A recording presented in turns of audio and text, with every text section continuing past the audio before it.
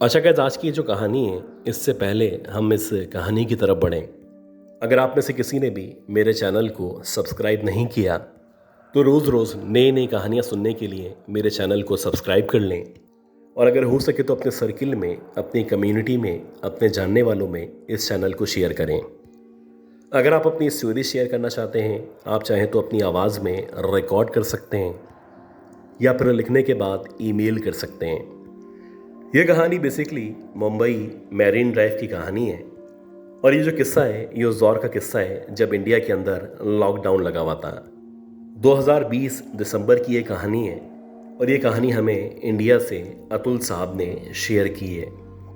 ये बताते हैं कि उस दौर में, जिस दौर में कोरोना मौजूद था और पूरे इंडिया के अंदर बहुत ज़्यादा सख्ती हुई थी, आप कह सकते हैं कि पाबंदियाँ लगी हुई थी, तो हमारा जो काम था बेसिकली वो कस्टमर सर्विसेज का काम था, यानी कॉल सेंटर का काम था। और हमारी जितनी भी डीलिंग थी वो इंटरनेशनल थी। अब हमें किसी भी सूरत अपने काम को करना होता था, क्योंकि हमारी जो कंपनी थी ये सर्विस प्रोवाइड किया करती थी और ये जो सर्विसेज थी ये मेडिकल सर्विसेज थी। खैर बहरहाल हम लोग आंखें बचा के जैसे भी अपने ऑफिस जहाँ पे हमारा कॉल सेंटर मौजूद था वहाँ पे पहुँच जाया करते थे। और मुझे अच्छी तरह याद है कि रात को तकरीबन 3-3:30 बजे जब हम लोग फ्री होते तो उसके बाद अपनी बाइक को जैसे तैसे चोर रास्ते से लेके अपने घर वापस आ जाया करते थे। अक्सर ऐसा होता था कि मेरे साथ साथ मेरा एक दोस्त मौजूद हुआ करता था, लेकिन जिस रात ये कहानी पेश आई थी उस रात में अकेला अपने ऑफिस से अपने घर के लिए रवाना हुआ था। ऐसा नहीं था कि इस रास्ते से, इस जगह से मैं वाकिफ़ नहीं था। हाँ बहरहाल मैंने शुरू से ही इस इलाके के बारे में, ख़ास तौर पे ये जो मैरीन ड्राइव वाला हिस्सा है जहाँ पे एक चर्च गेट भी मौजूद है, उस इलाके के बारे में बहुत सारी खौफनाक कहानियाँ सुन रखी थी। अब जैसे ही मैंने चर्च गेट को क्रॉस किया तो क्रॉस करने के बाद मुझे एकदम से ऐसा लगा जैसे किसी के क्लैपिंग करने की आवाज़ आ रही है। कभी लगता कि जैसे क्लैपिंग की जा रही है, कभी ऐसा लगता जैसे कोई चुटकी बजा रहा है। और फाइनली जब मैंने उस आवाज़ को फॉलो करना शुरू किया तो अब मुझे लग रहा था जैसे कोई ज़ोर ज़ोर से अपने पाँव को या अपने जिस्म को ज़मीन के ऊपर मार रहा है। शुरू में ये जो आवाज़ें थीं महज आवाज़ें थीं, लेकिन जैसे जैसे टाइम मज़ीद गुजरा तो अब लग रहा था कि इन आवाज़ों के साथ साथ किसी औरत के चीख चीख के रोने की, कराहने की आवाज़ आना शुरू हुई है। ऐसा लग रहा था मेरे बहुत करीब, मेरे अतराफ़ में कोई ना कोई औरत मौजूद है जिसके ऊपर या तो बेइंतहा तशद्दुद किया जा रहा है या यकीनन वो कोई ना कोई किसी न किसी मुश्किल का शिकार है। जब मैंने तकरीबन 2-3 मिनट तक उस जगह को बाइक रोकने के बाद सर्च किया तो मुझे ऐसा लगा जहाँ पे मैरीन ड्राइव वाला हिस्सा है उस पे एक जगह जहाँ पे कुछ स्टेयर्स मौजूद हैं, उन स्टेयर्स के ऊपर यानी जहाँ पे एक छोटा सा फर्श मौजूद था, एक औरत बैठी हुई है। और सबसे अजीब बात ये थी कि जो औरत थी ये मुसलसल अपने सर को बार बार ज़मीन के ऊपर मार रही थी। ऐसा लग रहा था ये खुद अपने आप को तकलीफ़ पहुंचा रही है या अपने आप को मार के अपनी जान देना चाहती है। दूर से देखने पे ऐसा लग रहा था जैसे उस औरत ने सफ़ेद कलर की साड़ी पहन रखी है और बहुत ही लंबे लंबे से घने से उसके बाल हैं। वो बार बार जब अपने सर को ज़मीन पे मारती थी तो उसके जो बाल थे बार बार उसके मुंह के आगे आ जाते थे। यानी एक लम्हे के लिए भी मुझे ऐसा नहीं लग रहा था जैसे मैं उसके चेहरे को देख पाऊँगा।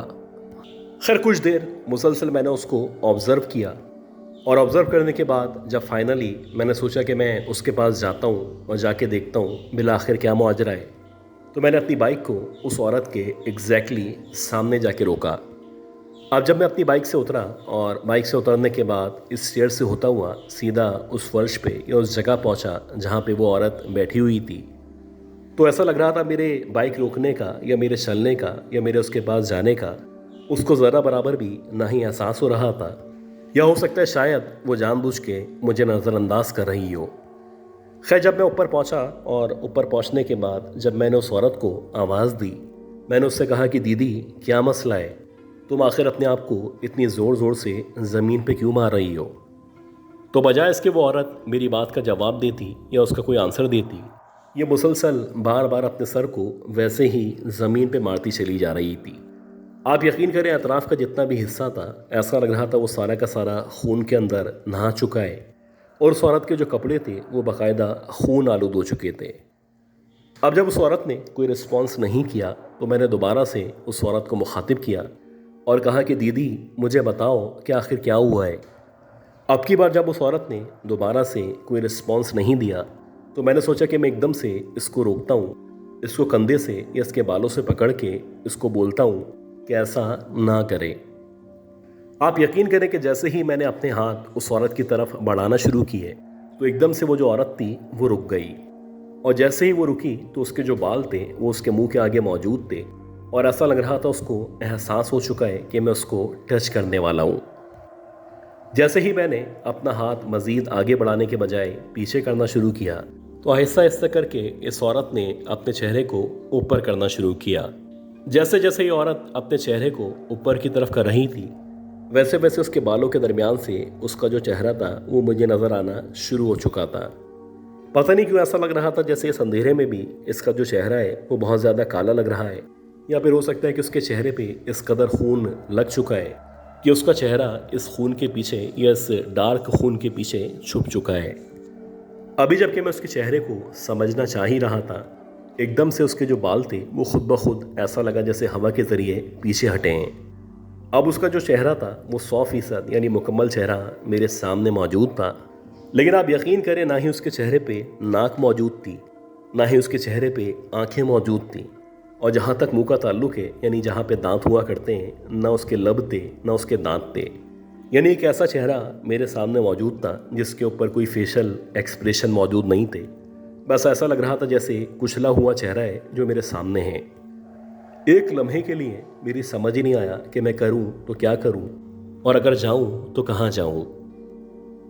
खैर जब मेरी थोड़ा बहुत समझ में आना शुरू हुआ और मुझे अंदाज़ा हुआ कि ये जो औरत है ये कम से कम इंसान नहीं है, तो मैं एकदम से मुड़ा, और जैसे ही मैं मुड़ते ही मैंने जब भागना शुरू किया तो मेरे सामने क्योंकि स्टेयर्स मौजूद थी तो उन स्टेयर्स से मेरा पाँव स्लिप हुआ, और जैसे तैसे गिरता पड़ता जब मैं अपनी बाइक के पास आके रुका तो अगले ही लम्हे मैं बाइक के ऊपर बैठा, और बाइक के ऊपर बैठते ही मैंने उसको स्टार्ट करने की कोशिश शुरू कर दी।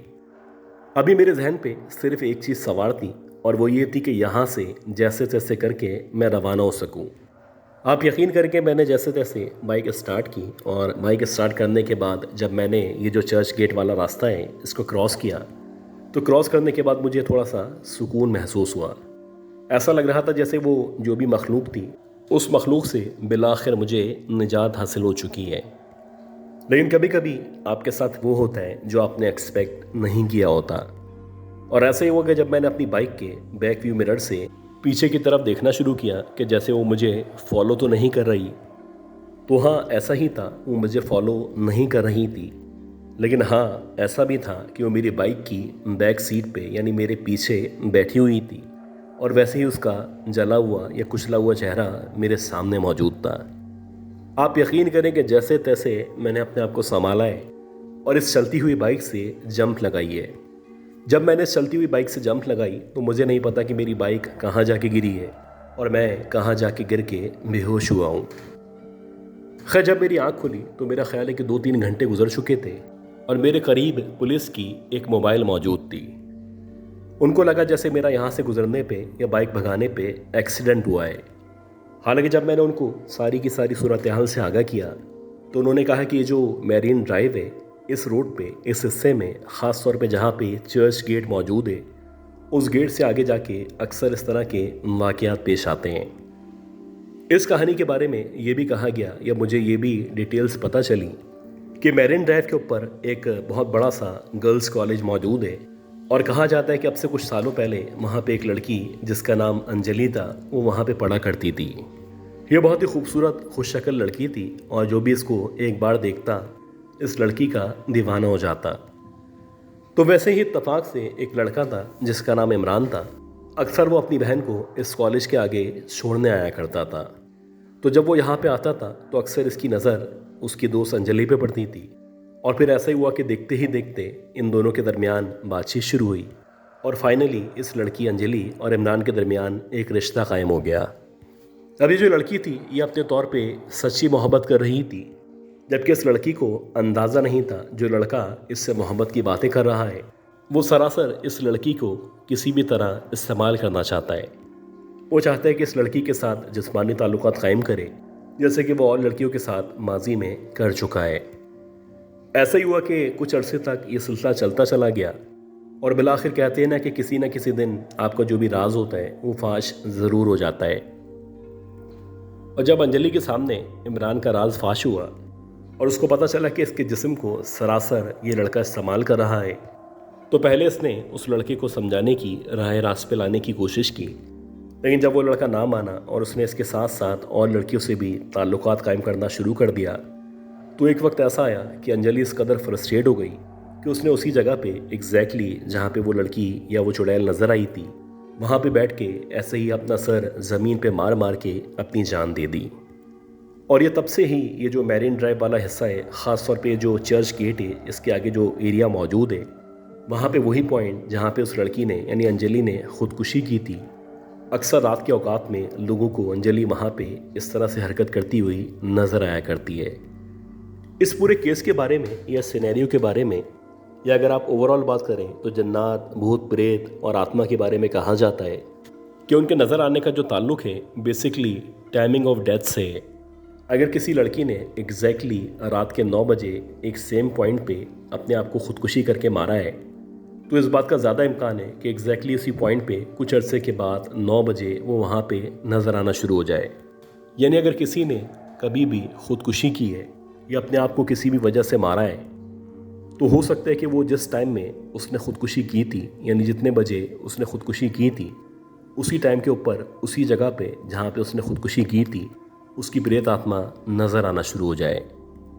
और मैरिन ड्राइव के बारे में भी ये कहा जाता है कि ये जो टाइम था, जिस टाइम पे लड़का वापस आ रहा था, इस टाइम पे इस लड़की ने वहाँ पे अपना सर ज़मीन में मार मार के ख़ुदकुशी की थी।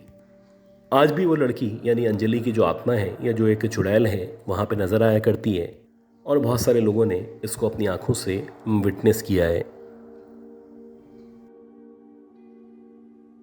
अच्छा गाइस, उम्मीद करता हूँ ये जो पहली स्टोरी थी, ये कहानी, ये स्टोरी आपको ज़रूर पसंद आई होगी। अब हम चलते हैं आज की दूसरी बहुत ही खौफनाक कहानी की तरफ और मैं उम्मीद करता हूँ कि आपने अब तक इस ऑडियो को, इस वीडियो को लाइक ज़रूर कर दिया होगा। अच्छा गाइस, आज की ये जो स्टोरी है जो कि मैं आपके साथ शेयर करने वाला हूँ, ये एक ऐसी स्टोरी है कि जिसको सुनने के बाद ना सिर्फ आपके ऊपर खौफ तारी हो जाएगा, बल्कि आप एक लम्हे के लिए सोचें कि अल्लाह ना करे आपके साथ अगर इस तरह का मामला पेश आए, कोई इस तरह की मखलूक आपको नज़र आना शुरू हो जाए, तो आप उस मखलूक से बचने के लिए या इस तरह की एक्टिविटीज़ से बचने के लिए आखिर क्या करेंगे। ये कहानी लियाकताबाद FC एरिया की कहानी है और ये कहानी हमें इमरान साहब ने FC एरिया से ही शेयर की है।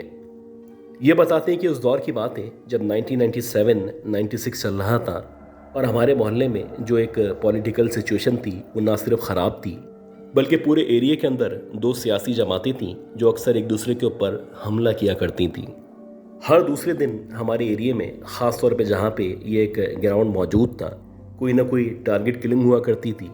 कभी किसी की लाश मिलती, कभी पता चलता कि कोई यहाँ से गायब हो चुका है और कभी कभी तो किसी की बॉडी का सर गायब होता। कुछ इस तरह के वाक़यात हमारे मोहल्ले में पेश आ रहे थे कि जिनके पेश आने पे जो हमारे घर की ख़वातीन थीं वो ख़ास तौर पे बहुत ज़्यादा परेशान थीं। अक्सर मेरी अम्मी मुझे कहा करती थी कि तुम कोशिश करो कि जितने भी काम हैं शाम में या दिन के दिन निपटा लिया करो। जैसे ही मगरिब हो जाए तो मगरिब के बाद बाहर जाने से परहेज़ किया करो। हालांकि जो हमारी गली थी वो इस तरह के अनासिर से, इस तरह के जराइम से महफूज थी, लेकिन हमें लगता था कि एक न एक दिन ऐसा ज़रूर आएगा जब ना सिर्फ हमारी गली में बल्कि हमारे मोहल्ले में, हो सकता है हमारे पड़ोस में, कोई ना कोई इस तरह का वाक़या पेश आएगा जो हम तमाम लोगों को, तमाम गली वालों को हिला के रख देगा। और हुआ भी ऐसे ही कि मैं अपने दुकान जो थी हमारी वहाँ पे गया हुआ था और अक्सर मैं अपने अब्बा के साथ उनके काम में, उनकी दुकान में हाथ बटाया करता था। अब हमारा काम क्योंकि फूलों का काम था तो अक्सर हमें रात को फ्री होते होते 1 या 2 बज जाया करते थे। और उस दौर की अगर आप बात करें, बड़ा सादा दौर था, ना ही इंटरनेट था, ना ही कोई मोबाइल था, ना ही इस तरह की कोई चीज़ मौजूद थी। लोगों के पास बहुत ज़्यादा टाइम हुआ करता था और आप कह सकते हैं जो दिन के 24 घंटे होते हैं, इन घंटों को गुजारने के लिए बहुत ज़्यादा हिम्मत चाहिए होती थी। खैर, मुझे अच्छी तरह याद है कि जब हम लोग रात को 1 या 1:30 बजे अपने घर वापस पहुँचे तो हमें पता चला कि हमारी गली में टेंट लगा हुआ है और उस गली के अंदर बहुत सारे लोग जमा हैं। अब मुझे लगने लगा कि जैसे जैसे मैं आगे बढ़ रहा था यकीनन किसी न किसी का इंतकाल हुआ है, और ये जो इंतकाल है यकीनन हमारे किसी जानने वाले का हुआ है। आप यकीन करें कि जैसे ही मैं अपने घर के सामने पहुंचा तो मुझे पता चला कि हमारे एक दोस्त थे, एक बहुत अच्छे आप कह सकते हैं कि पड़ोसी थे, जिनका नाम राजू भाई था। उनका इंतकाल हो गया है। बेसिकली इंतकाल नहीं था, उनको ये जो ग्राउंड मौजूद था, इस ग्राउंड के अंदर नामालूम अफराद ने गोली मार के हलाक कर दिया था। ये जो खबर थी ये ना सिर्फ मेरे ऊपर, मेरे घर वालों के ऊपर, बल्कि आप कह सकते हैं कि पूरी गली और पूरे मोहल्ले के ऊपर क़यामत बन के टूटी थी। एक अजीब माहौल हो चुका था, सारे के सारे गमज़दा थे और हर माँ हर बहन अश्क बाढ़ती। खैर जैसा कि हमेशा होता चला आ रहा है, कुछ देर की आहो बका के बाद बिलाखिर इनको दफना दिया गया और यूं हमारे मोहल्ले का एक नौजवान, एक दोस्त, एक बेटा इस दुनिया से हमेशा के लिए रुखसत हो गया। बात ये थी कि ये जो आदमी था ये हर किसी के गम में, हर किसी की परेशानी में, हर किसी की मुश्किल में उसका साथ दिया करता था। ऐसा लग रहा था जैसे हमारे घर का कोई फ़र्द है जिसको कत्ल कर दिया गया है और वो हमें छोड़ के इस दुनिया से रुखसत हो चुका है। खैर आहिस्ता आहिस्ता जब उनका सोयम हुआ, सोयम के बाद फिर उनका 40वां हुआ, तो मोहल्ले का जो माहौल था वो निस्बतन बेहतर होना शुरू हुआ। और जैसे कि इस दुनिया में हमेशा हुआ करता है कि किसी के जाने से या किसी के आने से इस दुनिया को कोई फ़र्क नहीं पड़ता, तो वैसे ही टाइम गुजर रहा था और मेरा ख्याल है कि इनके इंतकाल के या इनके मर्डर के तकरीबन 1 साल के बाद दिसंबर की शदीद सर्दियां चल रही थी और मेरे जहन से इनका मर्डर या इनकी जो भी टारगेट किलिंग है वो मुकम्मल तौर पे निकल चुकी थी। तो वैसे ही मैं अपनी दुकान से वापस आ रहा था और इत्तफाक से आज जो रास्ता मैंने वापस आने के लिए इख्तियार किया था ये बेसिकली उसी ग्राउंड से गुजरा करता था जिस ग्राउंड में राजू भाई को मर्डर किया गया था। मुझे अच्छी तरह याद है कि जैसे ही मैं ग्राउंड के अंदर दाखिल हुआ तो रात के तकरीबन मेरा ख्याल है कि 12 साढ़े 12 का टाइम होगा। तो उस दौर में ये जो ग्राउंड की लाइट्स वगैरह अगर मौजूद भी हों तो इनको रात के टाइम में बंद रखा जाता था। बहरहाल जैसे ही मैं ग्राउंड के अंदर एंटर हुआ और ग्राउंड से होता हुआ आगे बढ़ने लगा तो मेरी नज़र जहाँ पे स्टेडियम मौजूद था, यानी जहाँ पे कुछ सीढ़ियाँ वगैरह बनी हुई थी, उस तरफ पड़ी। मुझे ऐसा लगा कि उन सीढ़ियों के ऊपर कोई ऊपर से उतरता हुआ नीचे की तरफ आ रहा है।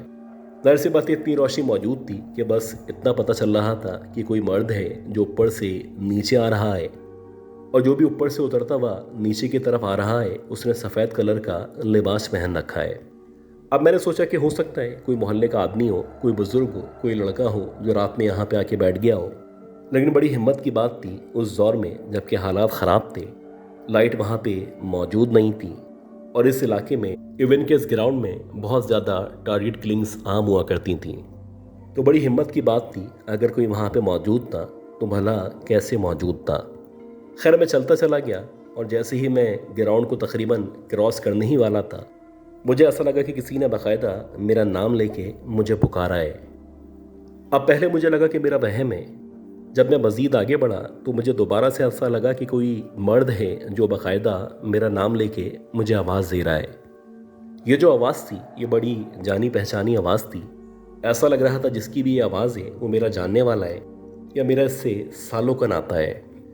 आप यकीन करें कि जब मैंने पलट के पीछे की तरफ देखा तो मुझसे मुश्किल से 15 या 20 फीट के फासले पे राजू भाई जो कि इस दुनिया से 1 साल पहले गुजर चुके थे वो खड़े हुए थे। उन्होंने सफ़ेद कलर का लिबास पहना हुआ था और अजीब बात ये थी कि उनका जो चेहरा था वो इस कदर मुनव्वर था, इस कदर पुरनूर था कि एक अजीब सा सुकून सा उनके चेहरे के ऊपर महसूस हो रहा था। लेकिन अजीब बात ये थी कि उनकी जो आंखें थीं वो मुकम्मल तौर पर सफ़ेद थी, या आप कह सकते हैं कि इनकी जो आई बॉल्स थी वो ऐसा लग रहा था सफ़ेद हो चुकी हैं। एक लम्हे के लिए मेरे जहन से निकल चुका था कि इनका इंतकाल हो चुका है। जैसे ही इन्होंने मेरा नाम पुकारा तो मैंने, जैसे कि मैं हमेशा किया करता था, मैंने कहा अस्सलाम वालेकुम राजू भाई। अब जैसे ही मैंने उनको सलाम किया तो मुझे एकदम से याद आया कि राजू भाई इतनी रात में यहाँ पे कैसे हो सकते हैं। फिर मुझे याद आया कि उनका तो यहाँ पे इसी ग्राउंड में मर्डर किया गया था। आप यकीन करें कि जैसे ही मुझे ये याद आया तो मैं फ़ौरन से पलटा और इससे पहले कि मैं पलटता या भागना शुरू करता तो मेरे सामने, यानी जहाँ पे मुझे भागना था, दोबारा से राजू भाई खड़े हुए थे और मुझे देख के मुस्कुरा रहे थे। मेरी समझ ही नहीं आ रहा था कि मैं जाऊं तो कहाँ जाऊं, भागूं तो किधर भागूं। पीछे भी मुझे वही लग रहे थे और आगे भी वही मौजूद थे। लेकिन अल्लाह का करना ऐसा हुआ कि जैसे ही मैंने उस तरफ देखा, यानी अपने लेफ्ट साइड पे देखा, तो वहाँ से मुझे एक बाइक वाला आता दिखाई दिया। अब जैसे ही मुझे बाइक वाला नज़र आया तो मैंने उसकी तरफ भागना शुरू कर दिया। मुझे नहीं पता कि मेरे पीछे कौन मौजूद था, मेरे पीछे कौन आ रहा था। हाँ, जैसे ही मैंने बाइक वाले की तरफ भागना शुरू किया तो मुझे लग रहा था मेरे पीछे किसी ने भागना शुरू कर दिया है। बाकायदा राजू भाई भागते भागते मेरा नाम ले रहे थे और मुझे कह रहे थे कि रुको, मुझसे बात करो। आप यकीन करें, जो कुछ फीट का फासला था, ऐसा लग रहा था जैसे सदियों या सालों का फासला है और ये अबूर होने का नाम ही नहीं ले रहा है। खैर, जैसे तैसे जब मैं उस बाइक वाले के पास पहुंचा तो मैंने उसको कहा कि ऐसे ऐसे स्टेडियम की सीढ़ियों पे ये उसके पास राजू भाई मौजूद हैं। हालांकि उसका ये कहना था कि ना ही तुम्हारे पीछे कोई भाग रहा है और ना ही तुम्हारे पीछे कोई तुम्हें फॉलो कर रहा है। खैर, जब उसके कहने पे मैंने दोबारा से पलट के पीछे देखा तो वाकई में वहाँ पे ना ही राजू भाई मौजूद थे और ना ही लग रहा था कि जैसे अब से पहले वो वहाँ पे मौजूद रहे होंगे। आप यकीन करें कि मैंने उस बाइक वाले से रिक्वेस्ट की, उसको कहा कि मुझे मेरे घर छोड़ दो। जब उस बाइक वाले ने मुझे मेरे घर छोड़ा तो मुझे ऐसा लग रहा था एकदम से सर्दी लगना शुरू हो चुकी है और आहिस्ता आहिस्ता करके मेरे जिस्म में बुखार चढ़ता चला जा रहा है। ऐसा ही हुआ कि न सिर्फ मेरी तबीयत मज़ीद ख़राब हुई बल्कि मुझे 103, 104 बुखार हो चुका था। यह वाक़या पेश आने के तकरीबन मेरा ख्याल है कि 20 या 25 दिनों तक मैं इस कदर बीमार था कि मेरे अंदर इतनी हिम्मत नहीं थी कि मैं उस जगह से, ख़ास तौर पे जहाँ पे ये स्टेडियम मौजूद है, वहाँ से दिन के औकात में भी गुज़र सकूँ। अच्छी बात यह थी कि जो हमारे इलाके की मस्जिद थी, वहाँ के इमाम साहब ने मुझे एक तावीज़ दिया था और कहा था कि जब भी रात में तुम सफ़र करो तो कोशिश करो कि तावीज़ पहन के रखो। इस तावीज़ की बदौलत इंशाल्लाह तुम्हारी हिफाजत होगी। अल्लाह का शुक्र है कि आहिस्ता आहिस्ता जैसे जैसे टाइम गुजरा तो ना सिर्फ मेरी तबीयत बेहतर हुई बल्कि अल्लाह का शुक्र है उसके बाद से मुझे ही वो ना राजू भाई नज़र आए और ना ही मेरा कभी भी इस तरह की मखलूक़ात से सामना हुआ।